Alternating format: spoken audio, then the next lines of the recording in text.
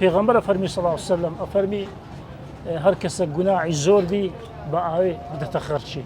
لا کلتوری کوردی دا هاوکاریکردنی یەکتری وەکو فەرزێک دەبیندرێت و هەمیشە جێگای شانازیە. میلەتی کورد بەوە ناسراوە کە هەموو کات خاوەنی جانێکی بەرزی هاوکاریکردنی یەکتریە.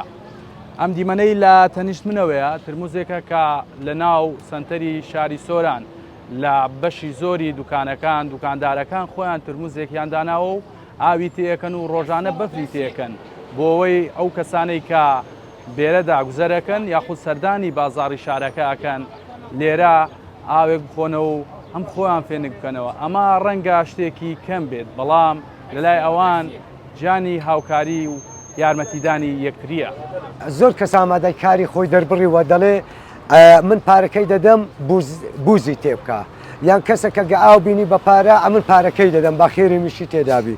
زۆر کەسە بوو ئەو کوپەمان کە لێشکە زۆر کەس ئامادەکاری کردبوو وتیان ئەمە دێنەمەش ڕێگەم پێ نەدا لە بەرەوەی بۆ خۆم عەزم لێ بوو ئەو کارەکەی بکەم و کە لە سەرەتادا کردومە و هەتا مردنیش کردومە بە خێری دایک و باوک و ماڵ و منداڵ و خۆم ئەوەم داناوە و گیانی برایەتی و تەبایی و خۆشەویستی و هەروەها ئەو ڕوعەتەش هەیە لە هەموو لایەکی هەیە بۆ ئەوەی خزمەت بەو کوپە بکرێت.